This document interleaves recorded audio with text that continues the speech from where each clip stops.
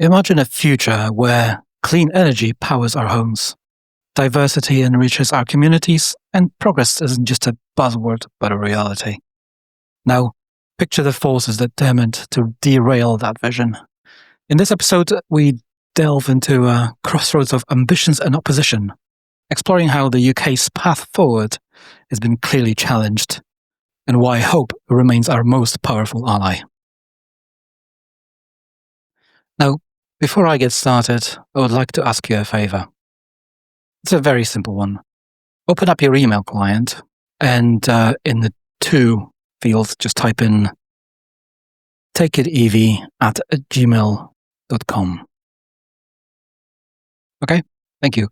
So this episode is going to get slightly political, but despite being on a spectrum, I'm not going to be throwing my arms around and I'm not going to be calling anybody names. However, I would like to kind of delve into the threat of the opposition to quote-unquote net zero, whatever that means, electrification, decarbonization, and, good fight, from the right side of the political spectrum in the UK, called Reform. And don't worry, I'm not going to be trying to bring you down. Hopefully this is going to be a positive episode. I've enlisted some of my friends to partake and, share their point of views. Because I often, as a person on the spectrum, I have a very polarized views. I flip between very bad and very good. There are some much more clever people out there who, luckily for us, I like to raise their voices. They're the people you've heard before. One of them is Quentin and the other one is Dan Caesar from EV UK, and also Everything Electric, Fully Charged Life, and all those good things. And don't worry, I did send an email to the Reform Party to get their opinions or their feedback on the email that I sent to them. But as of recording of this episode, I haven't heard back, so I wouldn't hold my breath anyway. I've been trying to be fair, but at the same time, the gist of the episode is basically, I don't think we have anything to fear. However, we should be aware and we should be educating people around us. So not a new message, but a new angle. And hopefully you may gain a new view on the whole right-wingers trying to take away our batteries and solar panels, and being scared of, us taking their cars away and all that other nonsense that we all know isn't true. However, they may fear. So let's dive in, friends. And that email that you just opened, if you have any comments, good, bad, or whatever, please write to me. I would love to hear your feedback. I know this isn't going to be the usual episode. I usually stay away from the political things, but just like anything else in reality, we have to deal with humans on a day-to-day basis, and politics is no different. Let's start with the extracts from the policies. Reform UK adopts a critical stance towards green energy initiatives, electrification of transportation, and the UK's so-called net zero targets. The policies and public statements reflect skepticism about economic viability and practicality of transitioning away from fossil fuels. On the energy and net zero, they oppose the UK's net zero commitments, arguing that they are economically burdensome and unrealistic. Party leader Richard Tice has pledged to use legal avenues to obstruct green energy projects, including solar farms, battery storage facilities, and pylons. Whatever. Pylons? Why? Labeling them as unsightly and ideologically driven. Irony is thick. This opposition is part of a broader campaign against renewable energy development and on electric vehicles and transportation electrification. The party is critical of the push towards electrical vehicles, viewing it as an impractical and costly endeavour. Reform UK argues that the transition to EVs imposes a financial strain on consumers and lacks sufficient infrastructure support. They advocate for a more gradual approach that does not mandate a rapid electrification of transport. Green and sustainable jobs. Reform UK does not prioritise investment in green and sustainable jobs. That should be possibly on their website. Their economic policies focus on the reduction of taxes, cutting government spending, and deregulation. Rather than promoting green industry initiatives, the party emphasizes traditional sectors and energy sources, like their sponsors, or big oil, basically, expressing skepticism about the economic benefits of the green economy. In summary, Reform UK policies reflect a preference for traditional energy sources, whatever that means. So personally, I get that people are angry. We've had 15 years of Conservatives. Then we elected Labour, kind of hoping for change. And they're slightly disappointing. But, the previous party has been in rule for 15 years. So it takes a while for the new government to kind of do anything. And they're still trying to, they're not the Labour that we used to know 20 plus years ago. And I think times have changed worldwide. So I get why people are turning towards the reform. There's also obviously recent changes in the politics in the US where, Mr. Trump got elected again. And it's funny, it's May when I'm recording this, and he started, doing his things in January towards the end. And loads of people are already angry at him. So, yet we have party like Reform, and and some folks in the UK as well who still want to kind of copy some of the Trump's, funny ideas and doges and all that. Which is, if there were good ideas or like ideas that actually have some promise, I'd get it. But we haven't seen the end of it, right? It's one thing to copy something that has a promise and it's been tested over and over again. And it's another when those ideas are not exactly been proven. And I have a doubt they will be, but that's just my take on it. Let's obviously see what happens. So recently, some of the local councils had their elections, and Reform had kind of surprised everybody by winning, quite a few seats. However, obviously, because those are not all of the councils, I don't think it's. They've been behaving like they won the whole country, but I think it's just a warning shot towards the rest of the country to go and vote in your local elections, because they do matter more than you think, and B, maybe Labour government should actually change a few things and start actually acting on the promises. Who knows? But currently, Reform is, let me count, 1, 2, 3, 4, 5th on the list of all the parties in the UK, and that includes all the. This is the UK, so England, Wales, Scotland, and Northern Ireland. Reform is not exactly the biggest party when it comes to councils.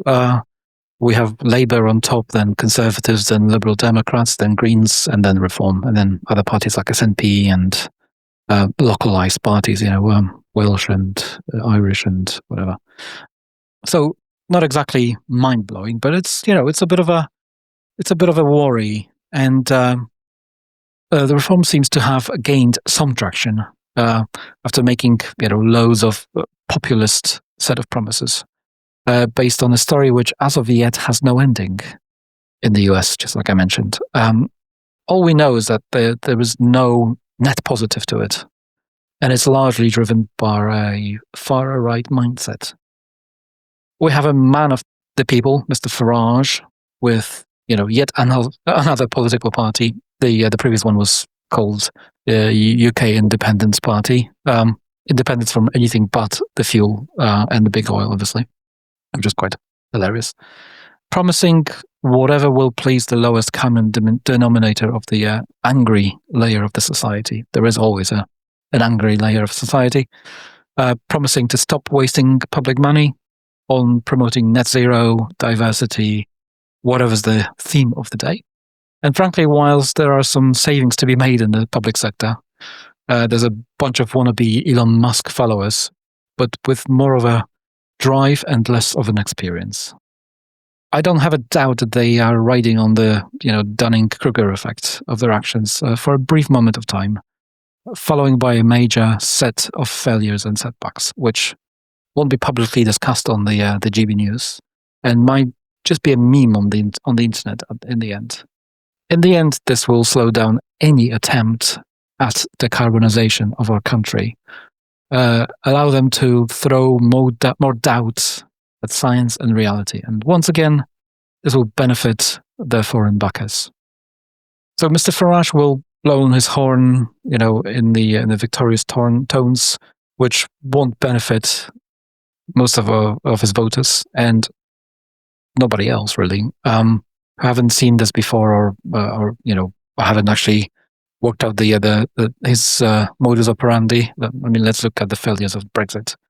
After all, where is the £350 million a day for the NHS, Mr. Farage? And there is no red tape export.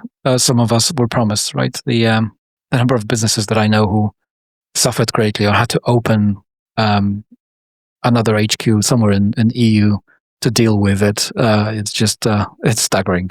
But you don't hear those on the news because it's bad, obviously. So, personally, I don't think Mr. Farage built anything meaningful or successful in his life, and gains from what we now can openly call homebrew basement critics and angry people who have no other recourse in their life but blame it on the actions of the government or otherwise, quote unquote, the others. I do hope that, just like his friend, Mr. Trump, Farage and his minions will be mostly tripping over their own incompetence and divisions. After all, I don't see any one strong bond which unites them, apart from the will to criticize actions of the others, which becomes much harder when you're one responsible for running your local council. I suppose the only thing left then is to criticize the government, sound and the sun, or whatever you want.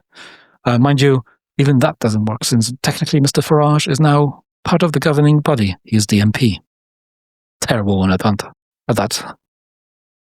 So in my opinion, it's the same mechanism which led to false memes spreading on the internet. EVs are failing and burning, or solar panels are not making any sense, or hydrogen's been blocked by the big battery mafia, which Mr. Farage, and that's the effect that Mr. Farage exploits to appease to his financiers and electorate. After all, it's easy to criticize and say you would have done this better. As an aside, if any one of you actually works in the technical fields, like we've all had a young whippersnapper coming in and saying, "Oh, if I did this from scratch, I would have done this better." Or in the software industry, "Oh yeah, if I could just rewrite this, just give me 2 weeks and this will all be done." We've all seen people like that. It's just a human nature to wonder, right? Like it's just a human nature. However, how many of us have seen their efforts being criticized by outsiders without having the full picture? I think that's the electorate which political movements like Reform are trying to appease to. But talk is mostly cheap, and just like with the realities and failures of Brexit, I do not expect them to provide net positive or even net zero. It will be net negative. So that's my little point of view. But I'll transition over to Mr. Quentin Wilson. After all, he knows Mr. Farage himself, and let's be honest, he has much more experience, political and otherwise. He's been on GB News many times, and he literally spoke to these people in person. There's a lot of pundits out there that are saying that Reform and Farage could be the next government and the next prime minister. But, a week is a long time in politics, and they've got a few years before that moment arrives. And, they could stumble quite seriously between now and any election. So I think the die is absolutely not cast. There's definitely a bunch of people out there who do support Farage and Reform. And look, I know Nigel reasonably well, and I've worked with him over the years. And if he was here now, you'd be having a nice conversation with him. I like him. I don't necessarily agree with his politics, but he's a very charismatic individual. And that's one of the things which might propel him nearer to number 10. But the policies do worry me, and then particularly if you look at their use of net zero as now as a battle cry. I think the most important thing to say is that net zero has been badly managed by Labour. And I think, those two words, net zero, are meaningless to most voters. They're a phrase it's a phrase that's been coined by a metropolitan elite, and most people don't know what it means. I mean, net zero is reducing your emissions and also extracting emissions out of the air using carbon capture.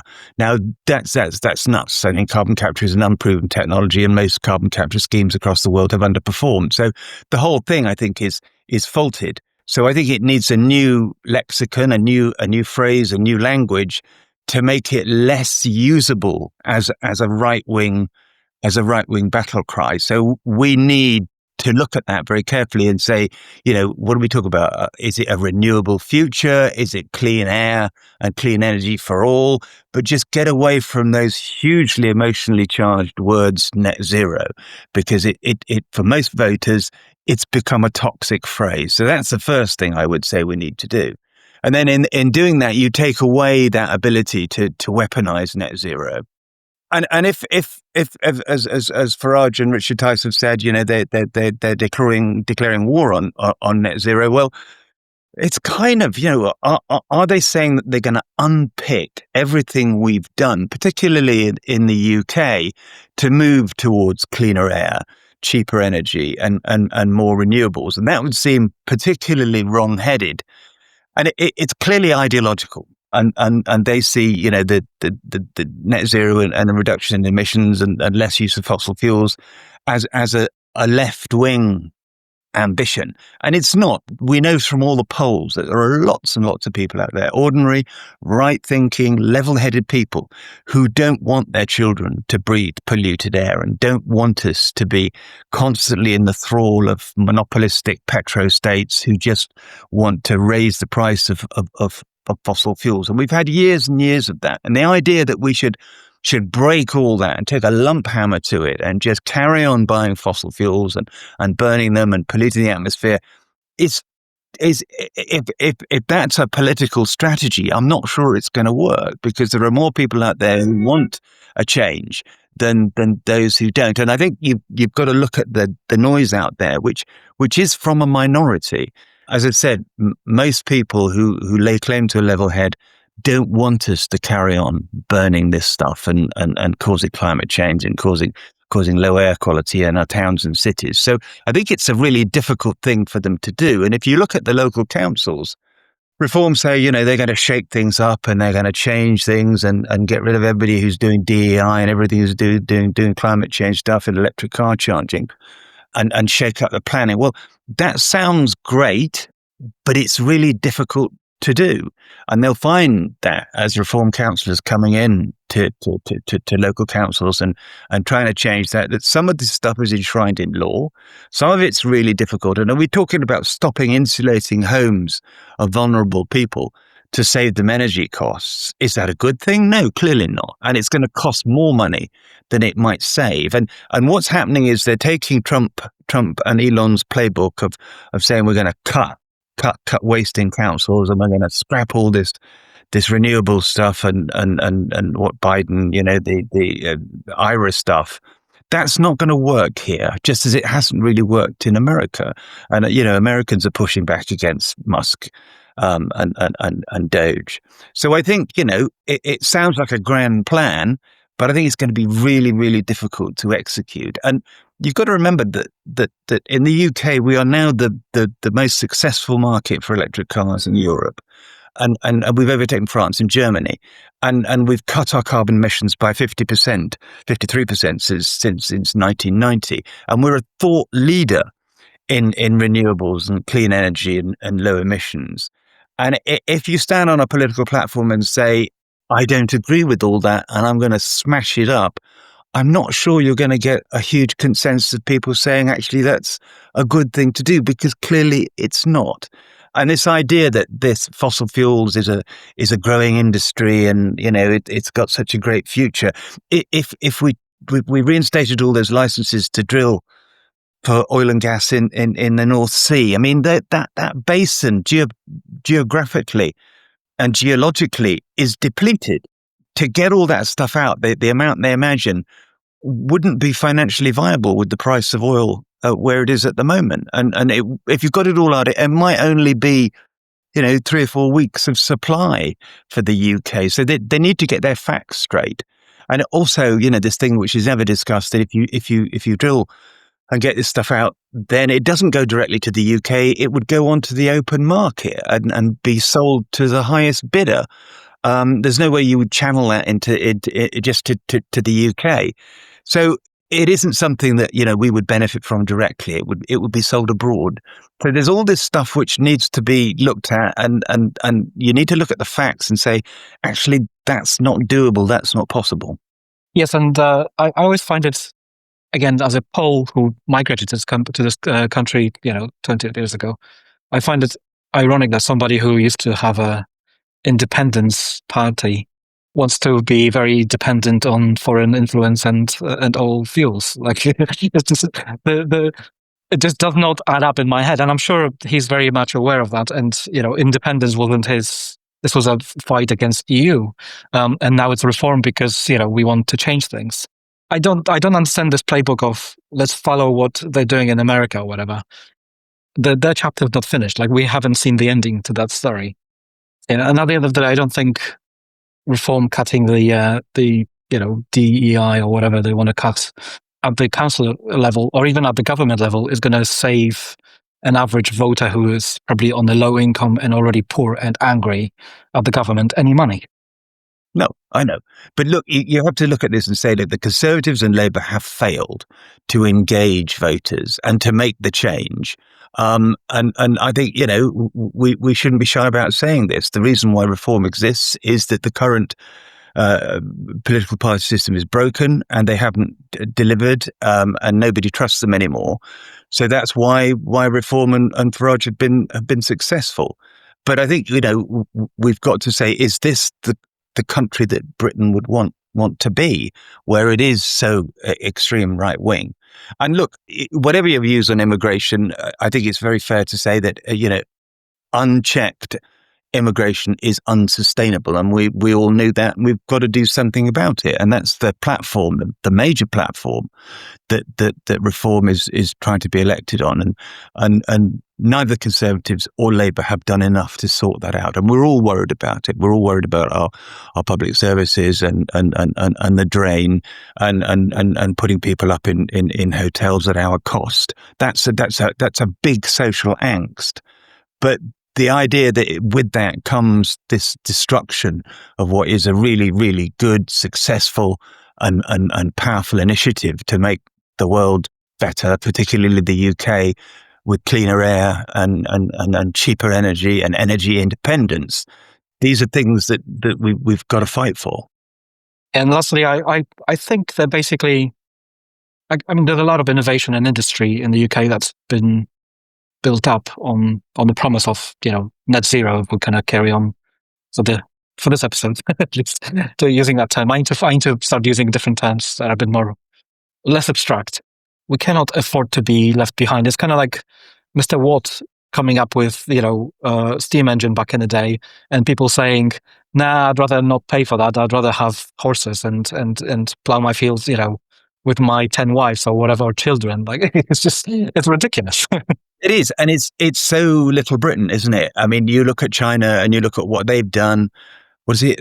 3.5 million charge points, 17 million electric cars, and they've built the Made in China 2025 initiative, which has been hugely successful for them.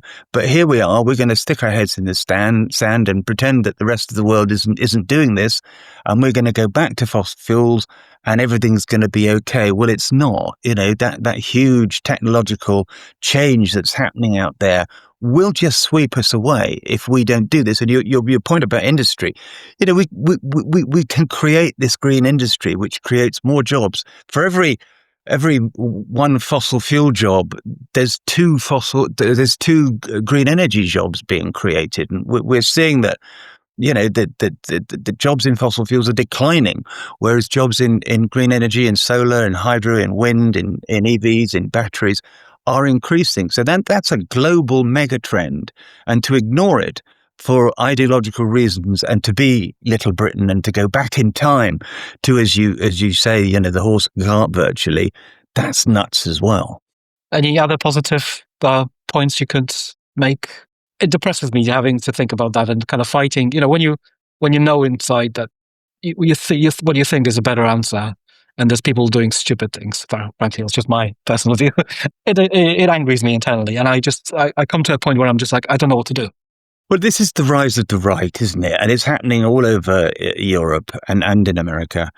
If you're a voter and if you're somebody who's being influenced by all this stuff you read on social media, a lot of which is not based in fact, but is just ideological hatred, you've just got to say, look, the facts are there if you're just prepared to look at them. You can get at them on your phone. You can find out how successful, solar is and hydro and the promise of clean energy for all and wind turbines.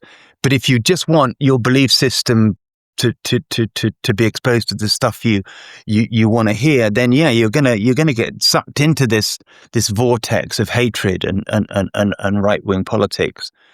So just be more inquiring, be more due diligence and learn this stuff. People say to me, well, I'd never have an EV because the batteries don't last. Well, actually, just look a little bit further, you'll find there's a raft of information that says that EV batteries last minimum 200,000 miles and 15 years, which in many cases is longer than most combustion engines. So that information is out there. Just look for it and don't swallow the stuff you read on Facebook and X and TikTok or whatever as gospel, because it's not. And you're being sucked into this what's the word I'm looking for? This con job where right-wing forces are telling us what to believe, and it's not based in fact or actuality or honesty or truth. And as civilized individuals, we have an obligation, don't we, to make sure we do the right things for each other and for society and for the good of the world. So what do you think about Quentin's point of view? Again, that email that you opened there, just please let me know. And I also asked Dan Caesar to comment on this. Of course, just like Quentin, he I don't think he knows Mr. Farage personally, but he knows way more about these things, and he actually is the one talking to politicians a lot, way more than I am, put it that way. And hopefully, just like Quentin, I think Dan brings us a little bit of hope and a little bit of a wise word. So let's hear from Dan. There's no doubt that the recent reform results in the local elections are causing alarm across the UK at the prospect potentially that Reform UK could form a government in 2028 or 2029 when the next election comes along. It is, I think, important that there is that fear, because I think there is 3 or 4 years for the government and the wider society to respond to what's going on and maybe strengthen the opposition to reform and get match fit for a general election whenever it next arrives. I think really politics is obviously a difficult thing, and making predictions is a fool's errand. So here goes from my perspective. We live in a country which is pretty addicted to two-party politics. Obviously, there's some great work being done by other MPs up and down the country, but typically it's been a country where it's been Labour versus Conservative. There does seem to be something of a shift going on, and it does seem that the vacuum that the Conservatives are leaving behind is being inhabited by Reform. So does that mean that they will take all the votes from the Conservatives in the next election and then they will become a serious power, potentially a government in 2028, 2029? Well, I still doubt that, to be completely honest. It's relatively early stages in the Labour government's time span. They're sort of 10, 11 months into their kind of period of power. And I think that it's natural that there is something of a protest vote at this point. But that's not me being glib. I do genuinely think there are some real reasons for concern. And I think probably what I would do is I would probably respond first in terms of reform itself. The UK is in a very difficult position economically speaking. It has been experiencing no growth or low growth for quite a few years now. And you can really trace that back to Brexit as the major cause of that. There have, of course, been a whole range of other events that have meant that economic growth has been difficult here. But Brexit still is the cause of that. I think that's pretty clear in most people's minds. And I think that obviously, as Farage was the kind of poster boy, for that campaign, and Reform is kind of unable to distinguish itself from being the architects of Brexit, that will mean that a lot of people will not vote for Farage-led party or for Reform. I think it's fairly safe to say that actually that will prevent a lot of people from crossing Farage or Richard Tice's name in a ballot box in a few years' time.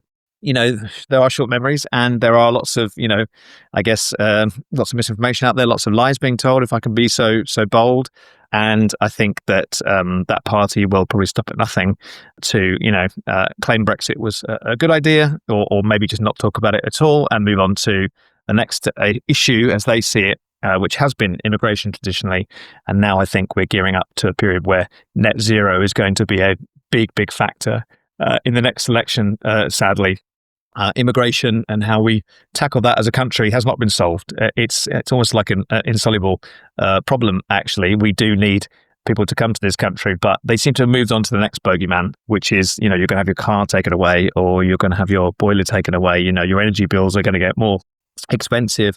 And they seem to think that is another winning ticket, another way of getting people to, cast a vote for Reform UK in a general election. Personally, I don't believe that is the case. I think that, if you survey people on electrification, renewables, etc., typically people are very, very pro those technologies. There are some hesitancy, but there's not that much hostility. And actually, many different things like Department of Energy and Climate Change's opinion tracker they used to run a few years ago was very, very positive about things like solar, batteries, wind, etc. And, people are voting in increasingly high numbers for electric vehicles as well. So I actually think come the point of the next election, it may be less of a factor. Now, I obviously specialize in electric cars and clean tech. So obviously I'm going to say two things in those areas. There are other growth areas as well, but they've got to sell us a positive vision of where Britain's going to go. And they've got to show us that Britain is going to grow again. At the moment, it looks hard to believe in a future where we're going to grow again as an economy. So they've got to paint a positive picture and they've got to drive hard to that over the next 3 or 4 years. And I think there are two areas where they really can do that. First of all, clean technologies. There is a huge, huge opportunity for UK PLC to play a more positive role in that. There was a great story by Hannah Ritchie, who runs something called Sustainability by Numbers, which indicated that having solar panels come into our country relatively cheaply is not undercutting us, actually. For every one job that creates in China, where a lot of the solar panels are coming in from, 3 are created here because of installations. And actually, the reality is when it comes to the jobs market, what jobs are secure in the next 4, 5, 6, 7, 8 years as AI takes a more and more leading role? And I think it's installation jobs. If I'm completely honest, installation of charging points, installation of heat pumps, other electrification, heat technologies, installation of batteries, solar, etc. I would say to any young people or even older people who are looking to retrain, getting into that is a way of guaranteeing yourself work for life. And so clean technologies are a huge, huge opportunity. And if there are lots of people benefiting from that new greener economy, those people will have more money in their pockets ultimately to spend on the economy as well. So I would say this is a very, very obvious area in which the government should go full bore. At the moment, they're humming and hawing and they're talking about things like carbon capture and storage. small modular reactors, putting hybrids back into the 2030 to 2035 phase out period. This to me smacks of they're being lobbied very heavily and they're listening too much to the lobbyists. They need to have a more positive vision, which is based around cleaner technologies, including electric vehicles. That is where we can benefit. And perhaps some of the people that make those technologies might want to actually make them here in the UK as well. So that's point number one. And point number two, the elephant in the room is we just signed a trade deal, or purported to sign a trade deal with the US. Earlier this week, we've also signed a trade deal with India. But the two blocks, the two parts of the world where the biggest trade opportunities exist are Europe. And it does seem to me like the Labour government is trying to subtly kind of reaccess that market, but also China. It is a huge elephant in the room. I've just come back from the Shanghai Motor Show. What we've seen there has absolutely blown us away.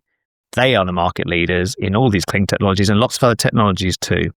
We should, as we have done with India, as we have done with the US, as we will do, I'm sure, with the EU, we should be seeking closer trading ties with China.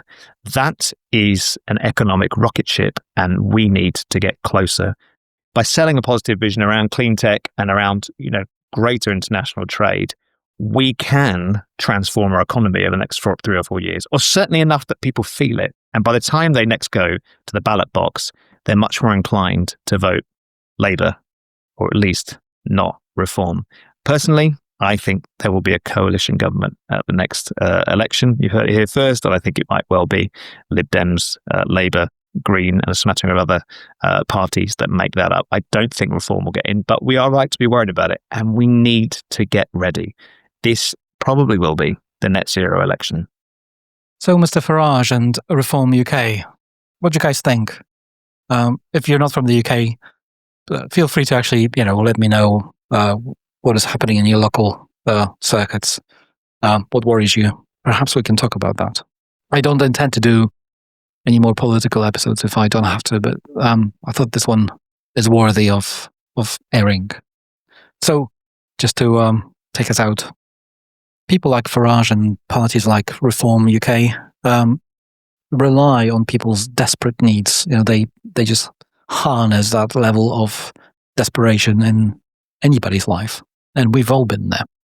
And my kind of point of view is like, when you're making a decision, voting or otherwise, you shouldn't ask anybody for help without doing any research, and you shouldn't really make any decisions when you're desperate, when you're annoyed, when you're angry. Nothing good comes out of that. And I think just like Mr. Trump is a poorest person idea of wealthy billionaire, so is a Farage, a poor and unfortunate circumstance person's idea of a British success. And all that aside, just like you shouldn't be basing your political choices on social media, and definitely do not base them on podcasts, bigger or smaller, especially if they try to impress you. That would be my suggestion anyway. And if you're still not convinced, whilst I won't, like I said, I'm not going to link to their website, I'm happy to provide you with the references to their policies that I researched in here. And for whatever they are worth, straight up criticizing validity of so-called net zero future and electrification of transportation, I do not recommend anybody reading them. They're trying to blame everything and their mother on electrification of transportation and our homes. I think it's either corrupt or delusional. You decide. Maybe both. And on that note, remember to send me that email. And if you enjoyed this and would like me to continue making this podcast, please share this with others. Go to Apple Podcasts, iTunes, whatever it's called these days, and give me 5 stars and a nice review. And if you are fortunate enough to be able to, please kindly consider donating to Patreon. Making this episode costs a lot of money, a lot of research, and I spend a lot of time traveling to people and trying to actually interview them in person. Also, please check the links in the description and see if you can support any of them. And that'll be it. If you were afraid of reform, hopefully you're no longer. If you were trying to consider voting for them, I hopefully persuaded you that maybe you should reconsider. And for everyone listening, thank you for your time, and I'll see you on the next one. Greg out.